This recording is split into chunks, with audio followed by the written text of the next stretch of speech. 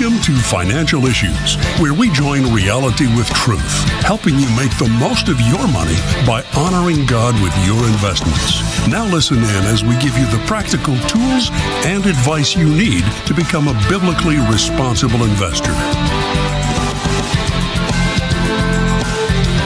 Good morning, everybody. Welcome back to Financial Issues. Great to be here with you. Seth Udinsky with you this morning for the full hour, as well as Sam Case and our Studio A team. Good morning to you all. Sam, good morning, buddy. Great to have you on today. Hey, how we doing? Excited ready to have for some fun. Yeah, listen, I'm ready, man. 9:05 always comes, but it's a good time. It'd be kind of scary if you said, no, I don't want fun today. No, we're not going to do it today. No, we are going to have some fun today. It's going to be good stuff. On today's show, we'll look at some tips and tricks for estate planning. Of course, we started this mini-series yesterday. We'll get to it in segment 2 as our teachable moment. Also, your questions and calls. Our phone lines are open. If you want to join the conversation, folks, boy, we'd encourage you to do so. 610-363-1110. Again, 610-363-1110. We love our callers. And, of course, all the people who are maybe too shy to call but are willing to post on social media and on the chat. I'd love to get to engage with you. But the phone lines are open. That's the best way to talk to us. 610-363-1110. Also, a stunning number of Americans apparently cannot afford a $1,000 emergency expense. I did not believe this number when I first heard it. I looked it up. Yep. It's 100% true, and we're going to have to look at why this is the crazy. Because it's nuts. Yeah, absolutely. So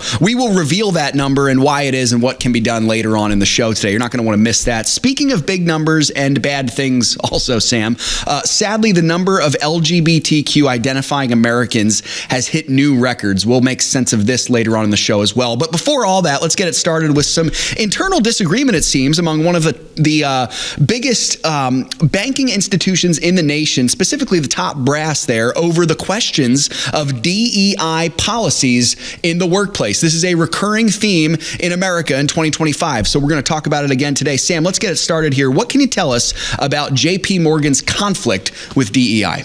Well, Seth, the war against DEI continues apace, and some companies, such as JP Morgan, are not sure what side they want to be on. So a spokesperson, as you said, for the company says their hiring is merit-based. They said in a statement, for us, DEI is about doing what we've done for decades, trying our best to ensure that every customer and employee has a fair opportunity and that we serve communities and grow our company. Now, what's interesting about this statement, Seth, is this comes just a couple weeks after CEO Jamie Dimon criticized the bank's DEI programs. He said, we're spending money on stupid things. It's really making me angry. I'm going to cancel them. I don't like wasting money. He also said he was never a firm believer in this bias training. The company also recently scrubbed almost all mention of DEI from its latest SEC filing. So we're getting some mixed signals here, to say the least. Yeah, definitely. You know, Sam, it's interesting. I think Jamie Dimon has always kind of been sort of let's put it this way, a complicated figure when it comes to this kind of stuff.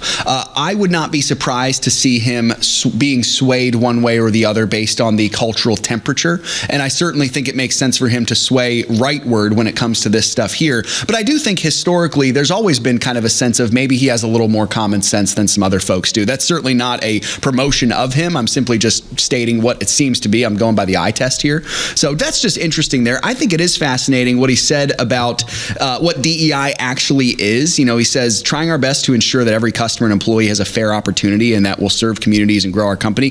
That sounds pretty good. You know, I mean, I think that's common sense. Most companies should be doing that stuff. The problem is what DEI has become is not that. What DEI has become is race-based and other things-based hiring processes. Trojan horse for all things LGBT and abortion. It's not just about opening up opportunities for people. Yeah, absolutely. It's really leftist, far-leaning leftist policies infused into the workplace to really undercut merit-based practices. That's really what it is. And you can see why a lot of these companies share Dimon's sentiments that they don't like this stuff because it doesn't work. It's not going to make money. It's not going to churn a profit here.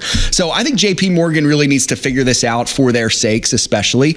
It seems like a lot of companies are figuring this out. In fact, not just seems like, it is happening. A lot of companies are figuring this out. A lot of companies are realizing, yeah, you go into the DEI stuff and your ending destination is going to just change around the E and the I in the word, and it will be die. You'll be dead. That's how it's going to work as a company anyway. So interesting stuff. You know, Sam, Robbie Starbuck was talking about this because Jamie Dimon actually recently said that, like, bring it on. I'm not changing my DEI stuff. Yeah. And then Robbie Starbuck laid it out to him. He went on CNBC and just laid out all the crazy stuff that they're doing. And Jamie Dimon took note of that, and he said, oh my gosh, I didn't even know about half the things that we're doing. We got to get rid of this stuff. So what this is possibly, the statement from the spokesperson is kind of corporate speak, just saying, like, yeah, we didn't do anything wrong with DEI. It's actually good. Well, behind the scenes, they're slowly walking this stuff back. So it's possible that's what we're seeing here. They don't want to actually admit fault, but they are changing their ways. That's possible. Yeah, absolutely. And I think with a lot of these big companies, Sam, you're going to see this push and pull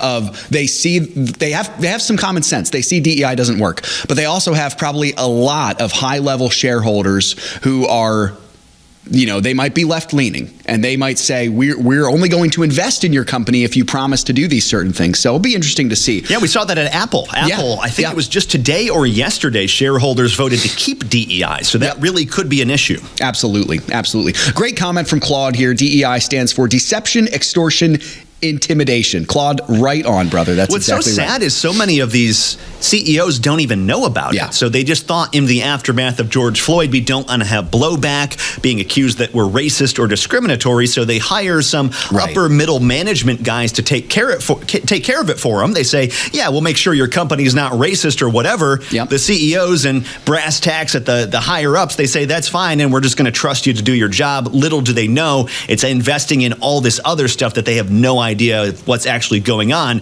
And when it comes to their attention, they're pretty upset about it, understandably. Absolutely. And there's a lesson there, folks, too, is that you have got to, we've said this before, you got to know what you're investing in. That's part of why I believe our strategy is so beneficial, because you have the ability to really know what you're investing in.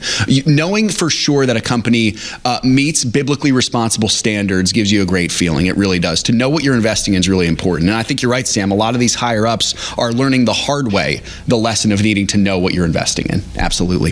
Well, Sam, elsewhere, we're seeing another pretty large bank there with the same kind of war in terms of Citigroup. What can you tell us about Citigroup with DEI? Well, like I said, it's an ongoing war. Citigroup is also no longer requiring a diverse slate of candidates for their job interviews. So on the face of that, it's like, that sounds kind of bad. They don't want diverse candidates. What that basically means is they're not artificially going to be searching for diverse candidates. So if there's a black guy who's fit for the job, they're probably going to hire that guy. But what they're not going to do anymore is saying, for every position, we need to be looking at the resume of one black guy, one Asian guy, one woman, one LGBT person. No.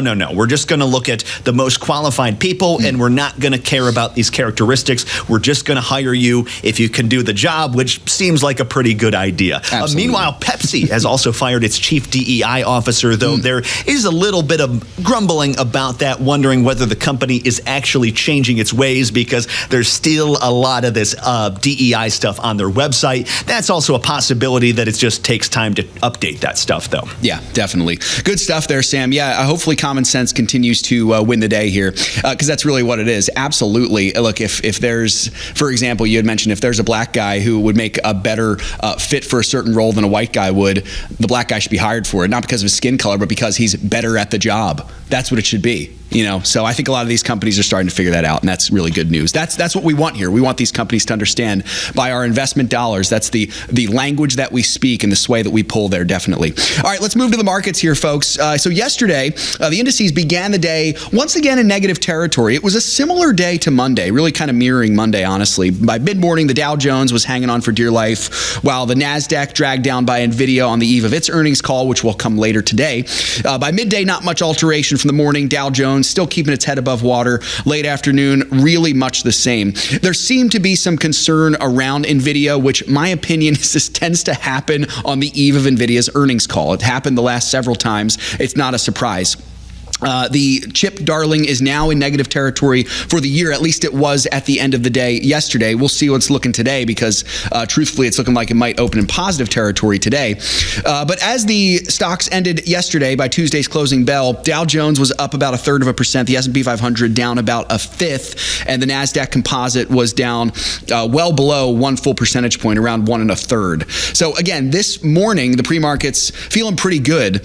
All of them predicting to to open in positive territory with the NASDAQ the strongest right now. So we'll see what happens as they open in about 15 minutes here.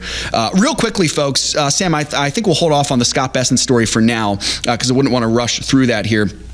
We did get consumer confidence that dropped off a little bit. So the Conference Board's Consumer Confidence Index slipped to 98.3 for the month. That's down nearly 7%. Actually, the largest monthly drop we've had since August of 2021.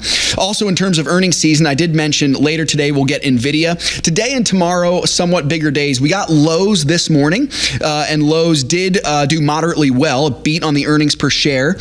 Also beat slightly on revenue, too. So Lowe's did well. You remember we mentioned Home Depot yesterday didn't do quite as well, so I'm sure Lowe's might be pleased for that. All right, more financial issues coming up after this break, folks. We got that continuation of our estate planning basics. You don't want to miss that with Shana and Jason. And again, phone lines are wide open, so you're welcome to call in and join the conversation at 610-363-1110. We'll be right back.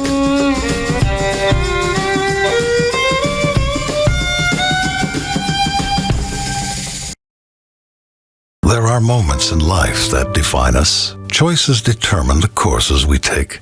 Choices that create life, or those that save a life. And some make life worthwhile.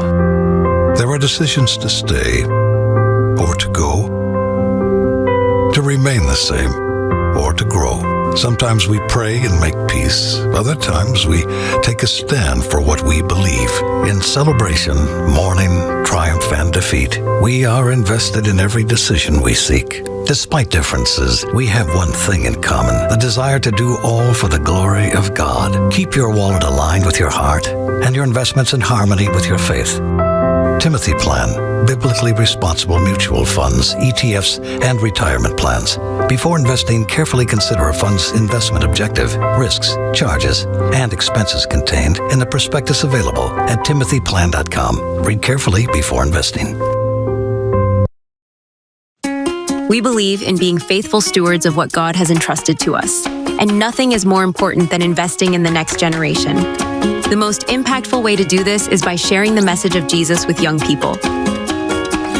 Crossroads Kids Club is an after-school program that brings the gospel to elementary school children in public schools nationwide. Together, we can make a lasting difference for the kingdom. To learn more and join the movement, visit reachOurschools.com. Again, that's reachOurschools.com.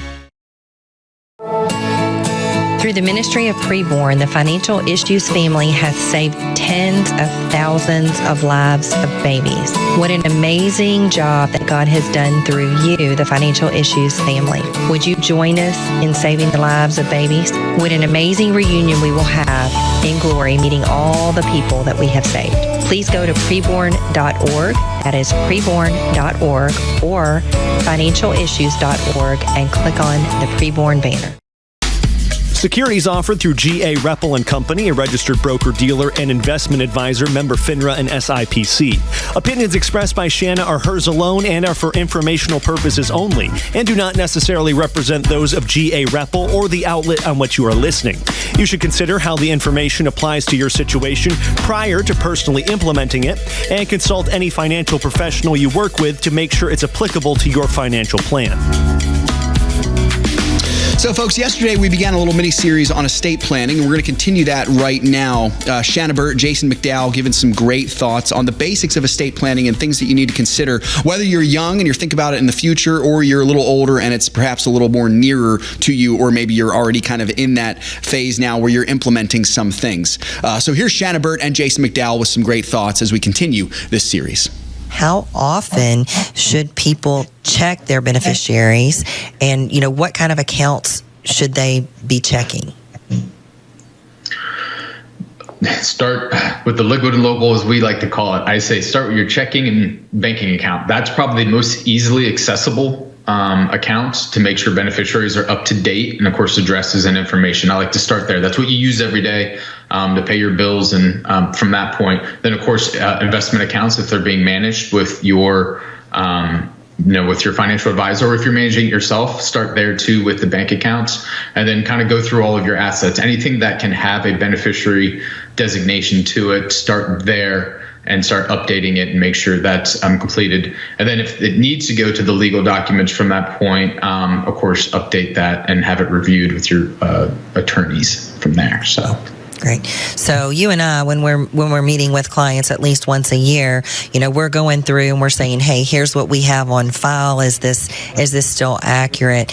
And but if you don't have somebody kind of reminding you to do that, every time that you get an opportunity, I think it's a good idea to review those beneficiary designations. And then also other life events might trigger you to do this. So, if it's unfortunate, if you have a divorce, that would be a time that you would want to go and check if your spouse dies, or if if you have something more joyful, if you have more kids, that's another good reason, or more grandkids, that's another good trigger to help you remember to do that. We hope that we have sparked some good conversations for you and your spouse, or just for you to think about if you're not married. And one of the things that goes hand in hand with naming beneficiaries is naming a trusted contact. So when we're bringing on a new account, a new client, we go through we gather a lot of information about a person, their financial situation, all of those things.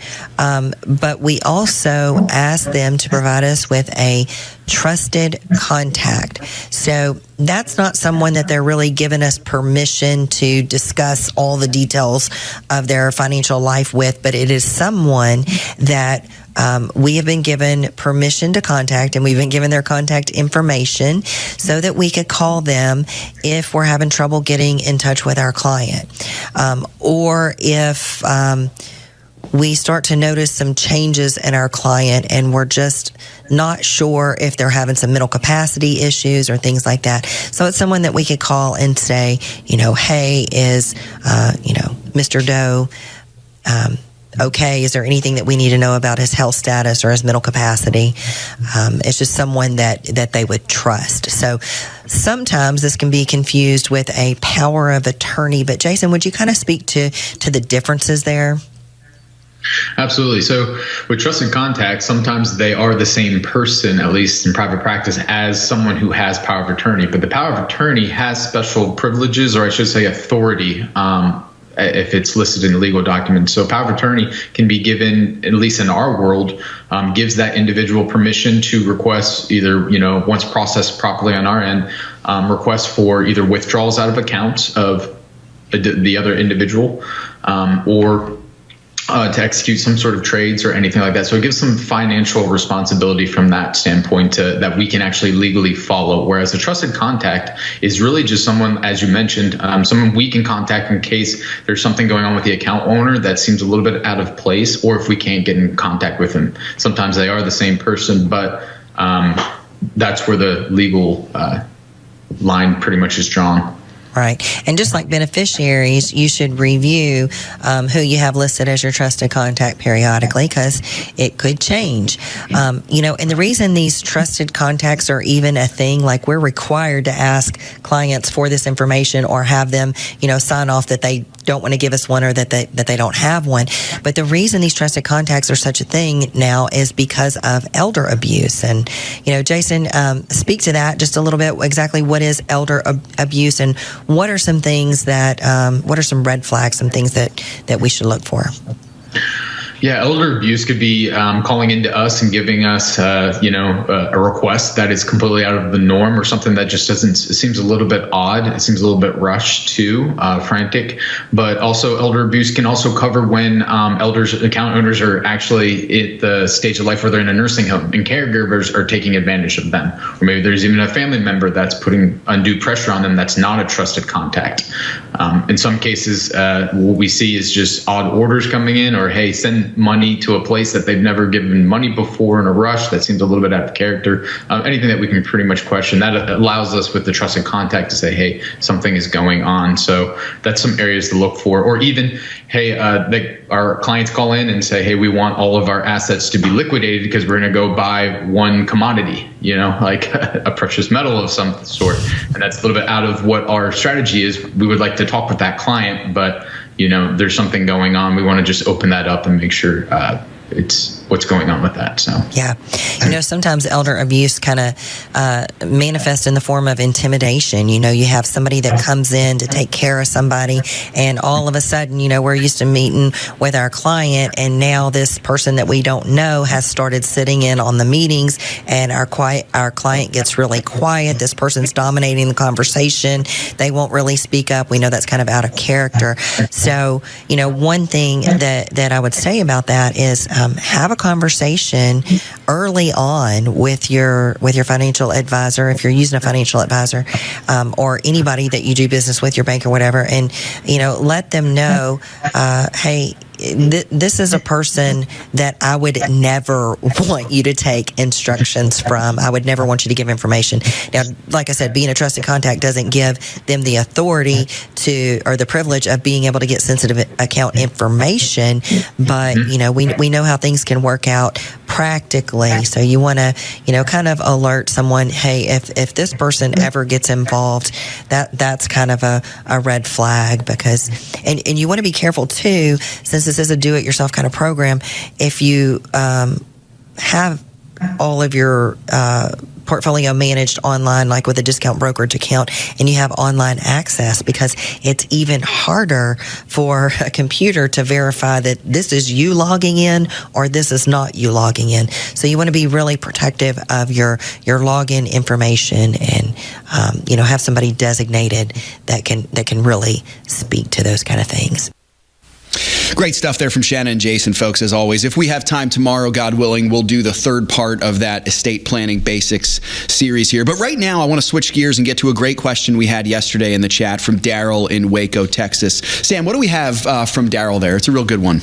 Daryl says, question for discussion: why are we allowing such a small minority of people to spend so much time and effort discussing and fighting to allow boys and men to compete against girls and women in team sports, especially with the vast majority of the country being opposed to this obviously misguided proposition? He says it's preposterous and it doesn't make a lick of logical sense, yet we still find ourselves arguing against it. What do you think, Seth?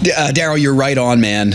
Most of the country does agree that it's preposterous. Absolutely. And I think your question really hits to a really important thing that we have to get to the bottom of. I think the answer comes down to, first of all, the noetic effects of the fall. The doctrine of the noetic effects of the fall from a theological perspective means this, that sin makes us foolish.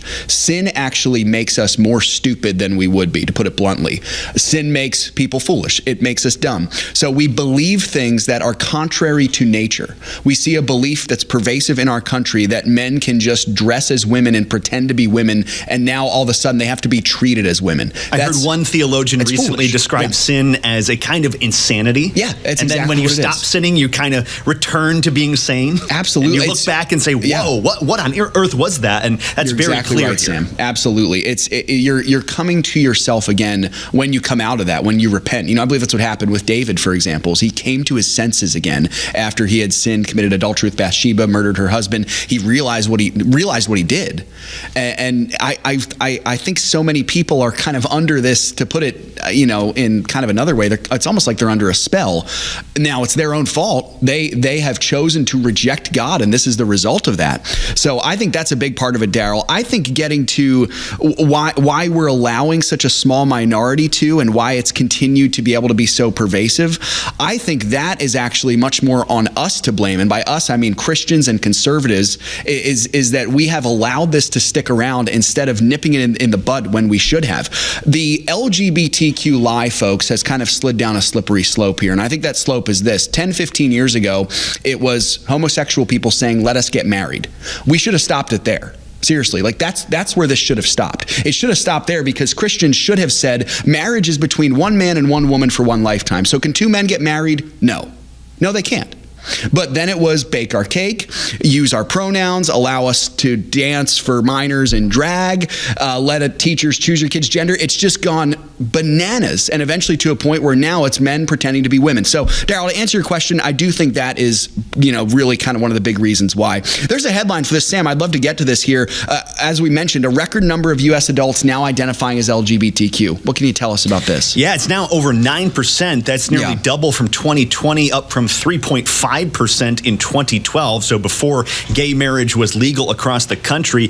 More than 1 in 5 Gen Zers now identify as LGBTQ. But it's important to note almost 23% of them identify as but of the almost 23% who identify as LGBT, about half say they're bisexual. So you can kind of feel that it's a fad in some way. And even some have observed that the number of actually gay people dating people of their same sex, being in relationships, has remained the same, but other identifications such as trans and bisexual, that has gone through the roof, showing there really is a social contagion element to all this stuff. There absolutely is. Absolutely. And it really does come back to people need the truth. They need the truth of the gospel. I think these things are to blame. Radio audience, I'm holding up my phone here. I think these are very, very much to blame. Not saying it's the phone necessarily, but people using it and being on social media so much. But folks, look, this is so important for us because we understand what the scripture says. The scripture says that that God is the creator and author of our gender, and that's a good thing.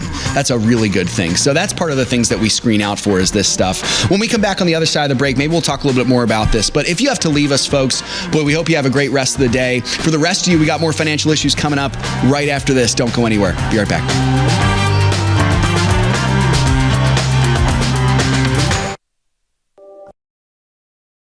In the last 10 to 15 years being in ministry, being married, something that has been constant in our lives is Samaritan Ministries. As we've moved, we've had babies, we've had different things come up, we have just been able to rely on Samaritan in ways that we never really even thought about before becoming members.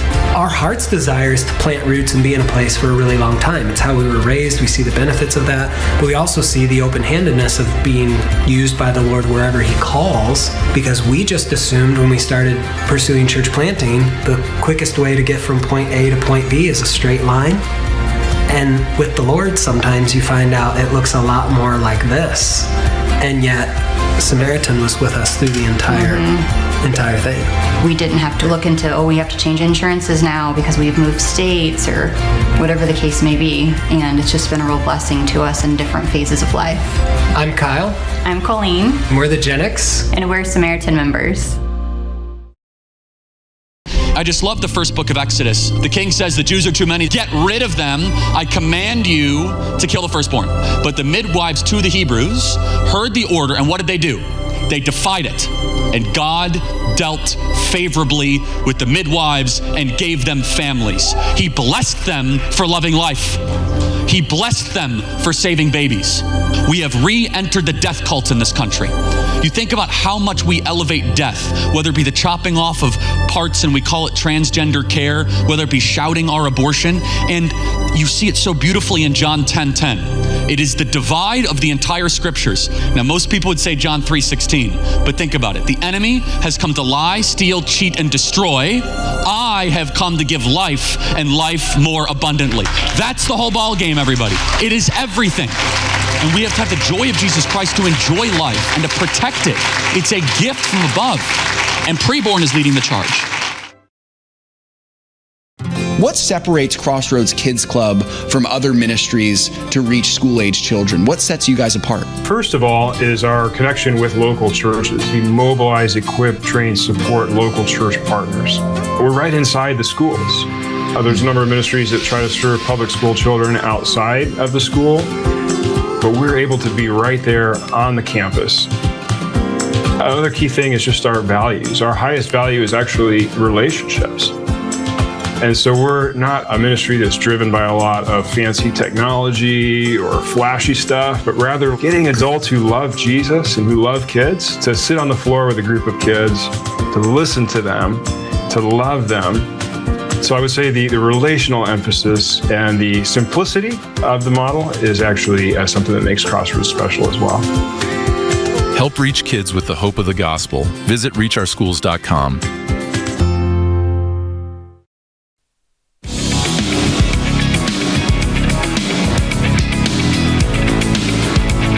Folks, hope you're enjoying the conversation today. You know, as we were talking about that news headline, and it is troubling to see the number of U.S. adults identifying as LGBTQ at an all-time high, and it seems to be growing.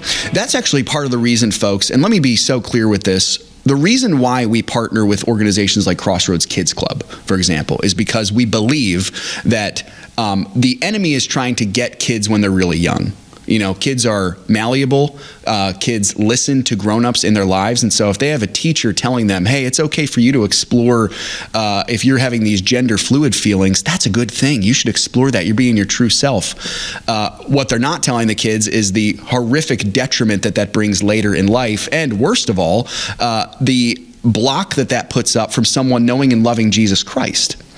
Crossroads Kids Club is in public schools combating that. That's part of why we partner with them. So I didn't want this article to be passed by without me telling you how grateful we are for Crossroads Kids Club. And if you care at all about this, but maybe you're not able to go into a public school yourself, that's why we believe it's a great place for you to consider making a donation to. You might not be able to go into a public school and minister to these kids. You might not be a teacher, but you might be able to give $32 to sponsor a child to be able to go to a kids club, something like that. So we really do care a lot about that, folks. And, speaking of all this stuff as it pertains to our strategy as well, I think the LGBTQ stuff alongside abortion, as Sam and I have talked about, seem to be the two biggest battlefields when it comes to biblically responsible investing. We see a lot of companies bowing down to this in particular, as well as abortion.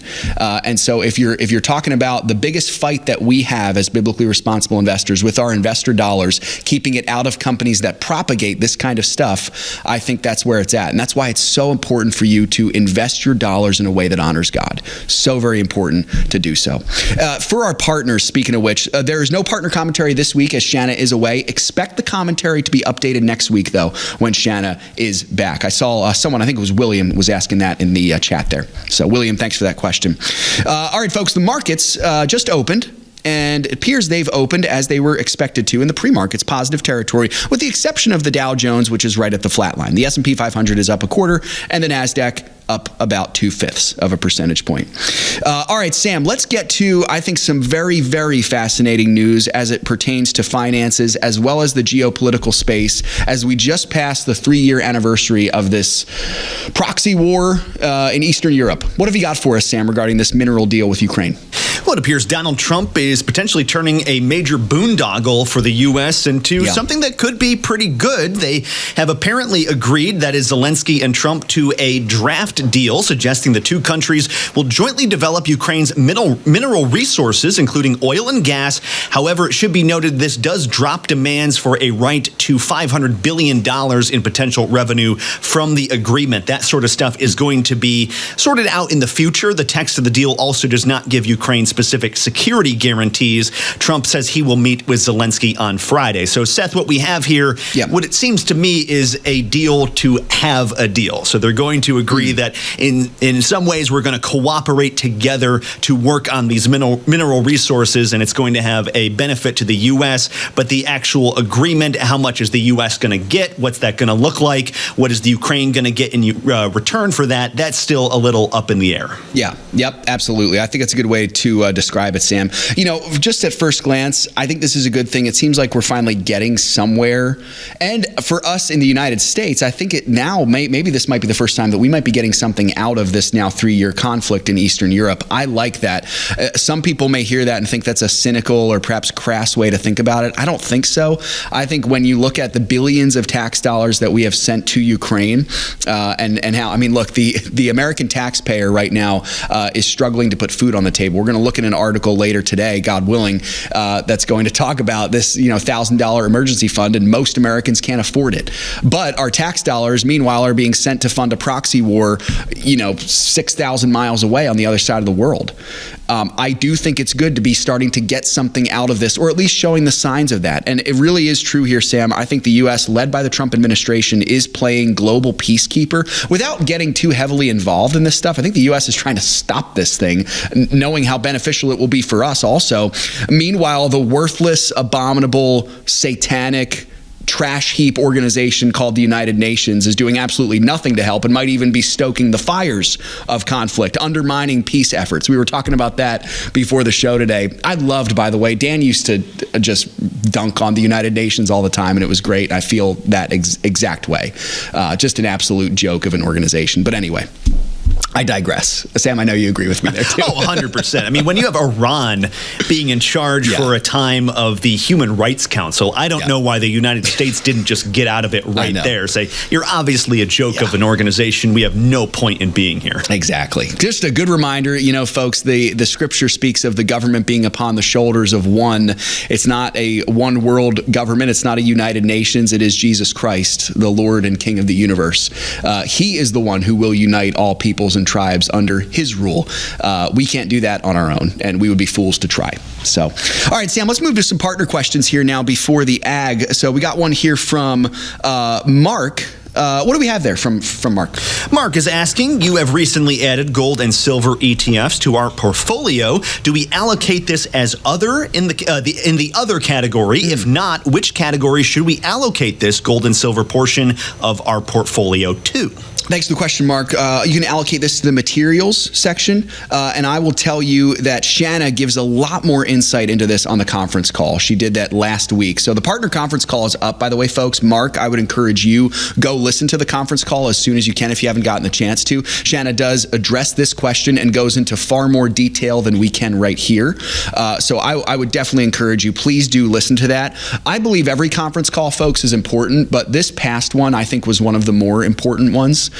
Just with, as Mark, as you had referenced there, just also with kind of considering where we are with the economy, I really think that all partners should listen to this conference call. If you didn't get a chance to join us on Thursday, it is posted right now on the partner side of the website.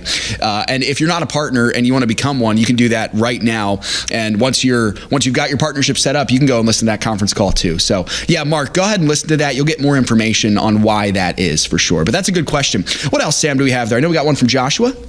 Yes, we have Joshua here. He is a partner. He says, hi there. Would it be possible to add the definitions of each industry on our buy or broad list? I'm not sure what a fixed income stock or a preferred stock is, and he just says he thinks it would be helpful to beginners to know what exactly these industries are in detail, and he said he really appreciates everything that the team is doing. God bless. Thanks, Joshua. Yeah, we appreciate you, brother.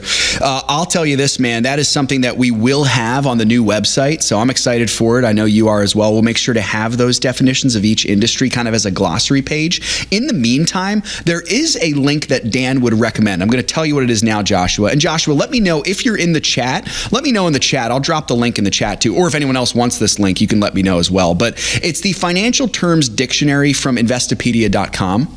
So Joshua, I would just tell you, go ahead and check that out. I think that could be helpful for you. Since you asked the question, I'll just tell you, fixed income is just assets and securities that pay a set level of income to investors. So it's typically the form of fixed interest, dividends, income-producing investments on a consistent basis. Usually you'll find this in government bonds, corporate bonds, CDs, something like that. Meanwhile, preferred stocks, that's a class of shares that give higher preferential treatment to shareholders than the regular common stocks would. You get generally a higher claim on distributions than common stockholders do. You get first dibs. There's also advantages in liquidation compared to common stockholders. It's often very similar. Shana would usually, say it this way. It acts a lot like a bond would. One just downside to it is you usually don't get voting rights as well as common stockholders do. So just something to consider there. But that's kind of what that is. But yeah, I would tell you if you want more information, check out that link and we'll have that on the new website as well. Well, we got Craig Haugaard coming up here for the Ag Report, folks, and then we'll get to some of those other news headlines that we teed up here. We'll be right back after this. This is Craig Haugaard with your Financial Issues Ag Update for February 26th. The corn market came under pressure yesterday as weather in South America continues to look good for the Brazilian bean harvest as well as their corn planting. And crop development in Argentina is also looking to be improved over what had previously been feared. The thought of a second crop corn in Brazil getting planted in a timely fashion especially weighed on yesterday's market. At the close, May corn was 2 3/4 cents lower at $4.94 1/4. Soybeans traded both sides before closing a touch higher. The news out of South America was also mixed. Brazil's soybean harvest is now 36% harvested, lagging the same harvest pace last year of 38%. Noted South American analyst Dr. Cornier estimates the Brazilian soybean crop at 170 million metric tons, and that's down 1 million from his previous estimate. The Argentinian crop was left alone at a 48 million metric ton projection. May soybeans finished today a penny and a quarter higher at 10.48 3/4. All three wheat markets closed lower once again yesterday. Minneapolis is now closed lower for 5 consecutive days, while Chicago and Kansas Kansas City have been lower 4 of the past 5 sessions. With the risk of winter kill being negated by the current forecast, the funds were sellers during yesterday's session. That pushed prices to the downside. The closing bell, Minneapolis May wheat was 8.5 cents lower at $6.13 per bushel. Kansas City dropped by 4 cents to close at 605.5, and Chicago was 5 3/4 cents lower at 597 3/4. Cotton futures just continue to chop sideways. May futures ended yesterday's session 55 points lower as they closed out today at 65.96. Livestock futures were mixed. April live cattle futures were 62.5 cents higher at $195.72.5 per hundredweight. April feeder cattle were $1.77.5 higher as they closed out today at $273.80 per hundred. While April lean hog futures dropped by 82.5 cents, closing the session at $86.57.5 per hundredweight. Class C milk futures slumped to the lowest price level we've seen in several months. At the closing bell, March futures were down 31 points at $18.70. This has been Craig Haugaard with your Financial Issues Ag Update. We'll be right back with more financial issues after this.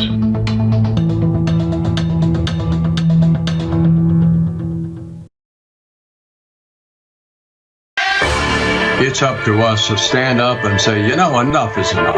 All of this unbiblical stuff that's going on, whether it's abortion or transsexual or LGBTQ, widespread pornography, human trafficking. Bottom line, it's still up to us. If we stop investing in these corporations that are trying to destroy us, sooner or later they're going to wake up. To learn more about biblically responsible mutual funds and ETFs, go to timothyplan.com.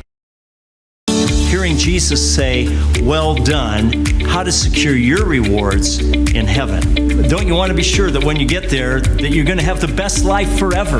And that best life forever is being able to access the plethora of wonderful, escalating rewards that are elucidated throughout the book of Revelation to those who overcome. Well, that's what the book's about, friend.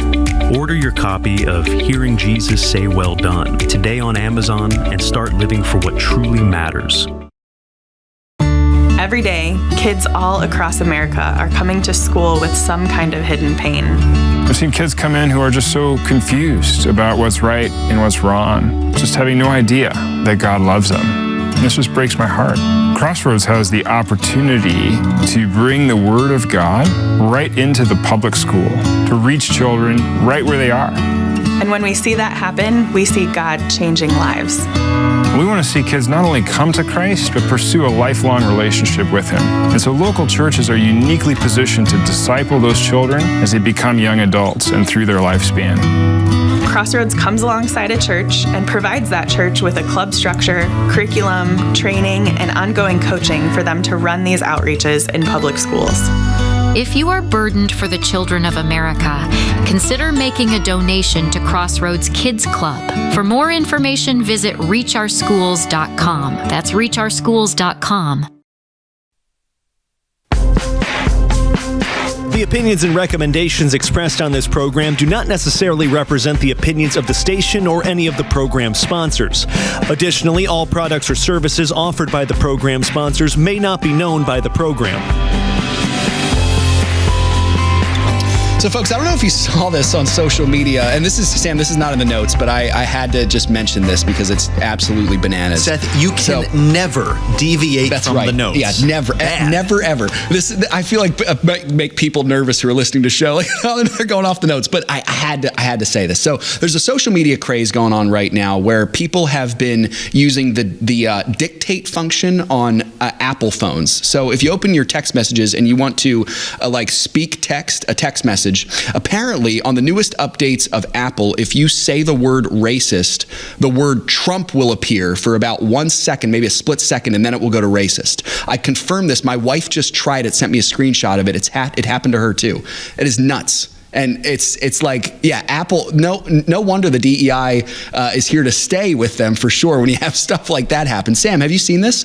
It's crazy. No, thankfully I'm free from Apple. Yeah. I have a Samsung. I'm enlightened, so I'm beyond all that. But I'm happy that you can see that. Yeah, right. Your phone is so politically biased against you. That's crazy. It's crazy. It's crazy. I have an older phone, so it doesn't do it on mine. But, okay. Boy, so you're also free. Yes, I am also free. It's just good to be aware of this stuff. stuff. I mean, even with the changing of the guard, you're going to see it's like a wounded animal striking when it's wounded. You know, that's often, there's a phrase, you know, the animal that's wounded is often the most dangerous because now it's fighting for its life. There's a lot of wounded animals out there who got wounded in November of 2024, and now they're striking back hard. So we can't be surprised when we see this kind of stuff happening. That's why our investor dollars, again, are so important. And that's why if you invest with the financial issue strategy, not a single penny of your dollars will be invested in Apple. So just a good reminder there. All right, let's get to now some interesting stuff here, Sam. So apparently, let's start here. America's wealthiest families making up half of consumer spending. Now, this will kind of be related to really what we'll be talking about in just a minute, but go ahead and give that for us, Sam. Yeah, it's a really wild stat here. Just for context, this comes on the heels of Scott Bessent, our Treasury Secretary, describing the economy as incredibly fragile this week. He said that, yes, some of the indicators on top, such as the way the market's behaving, that might look good, but he says underneath it was ultimately very brittle thanks to Joe Biden. He was citing rate volatility, sticky inflation, and job growth problems as a lot of the reasons for that, saying that most of our jobs are coming from the government sector, not the private sector. And those numbers are bearing out in the way Americans are behaving. Yeah. As you said, Seth, Moody's Analytics found that the top 10% of U.S. households in terms of earnings, so that's people making at least $250,000 or more, they make up almost 50% of consumer spending. That's 49.7% of consumer spending. Even crazier, to put that number in more context, that accounts to about 1/3 of the country's entire GDP. Yeah. And so, Sam, this is really related, I think, to a big kicker here that we teed it off the top of the show. There is a massive number of Americans that cannot afford a $1,000 emergency expense. It's no wonder that 50% of consumer spending is made up by those making at least $250,000 or more. But I was shocked when I heard this particular stat here, Sam. What have you got for us with that emergency expense? 59% of Americans say they do not have $1,000 in their savings. They can't afford really any type of unexpected thing that's going to show up. If your car breaks down, probably can't afford that unless it's something minor. Your fridge goes kaput, you can't buy a new one. This is a huge problem because what that means is that more than half the country is going to have to go into debt to fix those things. So we shouldn't be surprised to also know that credit card debt and just debt in general is also at an all-time high now. This information comes from Bankrate. They say that we are now essentially a paycheck-to-paycheck nation. That survey shows that 73% of Americans said they're now saving less for unexpected expenses, compared with 68% in 2024. Unsurprisingly, Gen Z is the most worried about this. 80% said they're worried about their ability to cover expenses. Makes sense because they have the least potential to make income. They've just not lived long enough, and it's less likely that they're going to be in the higher paying jobs. But the other generations aren't looking as good either. 72% for millennials and Gen Xers said the same thing, along with, this is also surprising, 58% of baby boomers as well. Interesting stuff. You know, Sam, I can't help but think if that baby boomers number has anything to do with the uncertain future of Social Security, too. Might be a part of it. But man, that is insane. So it's basically, we'll call it 60% of Americans don't have enough savings to cover up a $1,000 emergency expense. So you assume that means basically 60% of Americans pretty much don't have any money in a savings account. It's or very, very little money. It's an astounding number, folks, and I can't stress this enough. And I know I'm speaking primarily to a younger audience. Part of why I'm doing that is because I'm in your shoes. I'm living it right now. I'm a relatively young father trying to provide for a family of soon to be 5 any day now. But I can't stress this enough, the importance of maintaining an emergency fund. You have got to maintain it. And if you use the emergency fund, as we've talked about before, it's not the worst thing in the world to use it. That's what it's there for. But once you use it, you can't just say, all right, I've used it up. Now I'm good. I'm not going to have any more emergencies. That's not the way life works. You know, you may have your refrigerator may go 1 week, and then next month you might have an unexpected car expense. Stuff happens. So that's why we have to be vigilant about rebuilding this thing up. And it really will be your key, I think, for avoiding that slippery slope of falling into debt. Of course, Seth, the problem here is with the economy is, let's say you had a pretty decent emergency fund saved up. You were responsible, but then say one or two things happen where you do have to dip into that. We're in a situation for right now, hopefully Trump's going to fix a lot of this, but you're in a situation right now where if you're struggling to make ends meet, it's going to be very difficult to rebuild that savings account. Absolutely. You can do it for sure. Absolutely. But it's definitely going to take a much longer time now than it did in the past. And so then if something else hits you on top of that, you're going to be in a really difficult situation, and it might not even always be your fault. Absolutely. And it's a difficult thing here, folks. Sam, you're exactly right. I think a huge part of this is that you have to be willing to take the time to do it. It might take you 3 to 6 months, might take you longer to rebuild that emergency fund. I'm not saying it's a fun thing to do, but I do think there is great comfort in saying, all right, number one, I'm going to be vigilant about this. I'm going to part ways with things that I don't need. If I've got the Netflix account, it's gone. If I've got a Disney Plus account, it's gone. Maybe eating out is gone. And all that money is going to rebuilding that emergency savings fund. But you also have to be able to say, okay, you know what? Praise God that He's God and I'm not, and that I can trust Him as being the one who is going to provide for me, and He will take care of you. We really believe that, folks. We don't just say that as a nice, kind, like trite thing to get you through hard times. We actually believe that God is the one who is sustaining and upholding all things. So let me give you just some practical things here for this. Practicing these virtues, I think patience is huge with this. You have to be willing to put aside things you might want now for the benefits of it later. If you're in the situation that Sam just mentioned and you've got those compounding things coming on, it might be you're not taking a family vacation this year. Maybe you set aside a couple $1,000s for that. That's gone out the window. It's not going to happen this year because there are more important things. Maybe you're not going out to eat anymore, like we mentioned earlier. I think also it comes, and this is huge, a commitment, and it's a commitment that starts and then a habit that continues to live within your means. You have got to do this. You've got to be content with what the Lord's given you. You have things that you need, and that might be all that you have is the things that you need. So you're not spending lavishly for things you might want but don't need. I think this involves making a realistic budget. I think sticking to it, absolutely. But I think even more than that, it's the commitment to not make money or the stuff it can buy your God. I think living within your means is huge. And it might take something like this for some of us to come to a point where we say, okay, I need to start living within my means now. I've been there before. Absolutely. I also think it's a commitment to prioritize what matters most, perhaps more than what you might want in any given moment. Here's the thought I would have for you. If you can't afford an emergency expense, how can you expect to afford to be generous or to tithe? You can't. You just can't afford to do that stuff. You've got to get these things right. It's out the window. My guess is, and Sam, tell me what you think about this. There are probably many in this 59% who genuinely have hardships that come upon them. And so they're in this situation because they're doing their best and they have hardships come upon them. But I think there are probably many also who, I'll call them poor rich. There's someone who makes $200,000 a year and lives like they make $500,000. And so they're just in debt, And so I would guess there's probably a lot of people who are like that as well. And the lesson for them is you have got to learn to live within your means. You've got to learn to be content with what you have and to live within your means. It's a biblical concept. And what's amazing is with a salary like that, you can still live relatively lavishly, in fact, compared to most people. But yet, you're right. People just are not content with a $200,000 lifestyle. They want the $1 million lifestyle. And that's where you get in big trouble. And ironically, it brings you down to a lifestyle even lower than most average working class people because you're in such a tight spot. Exactly. I think it's well said, man. And, we talk about living frugally, living within your means. The reason we say it, folks, is it's a biblical command. It's one who is wise learns to live within his means.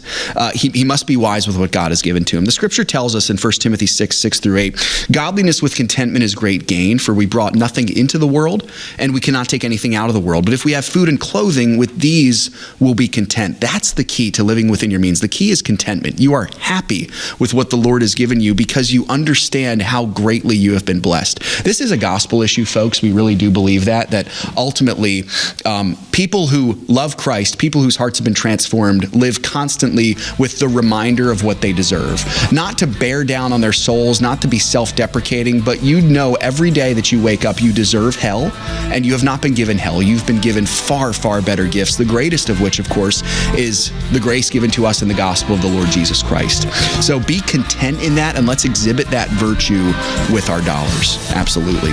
And I just want to say thank you to all of you so much for joining us on the show today. Thank you, Sam and the team. It was a great show today, and God willing, we'll do it again tomorrow, folks. If you've got questions, make sure to get those in to us. Every day, we'll be live, God willing, 9:05 Eastern Time, and we'll do it again tomorrow, Lord willing, for more financial issues. Remember, it's all His. Let's be found good and faithful stewards. God bless.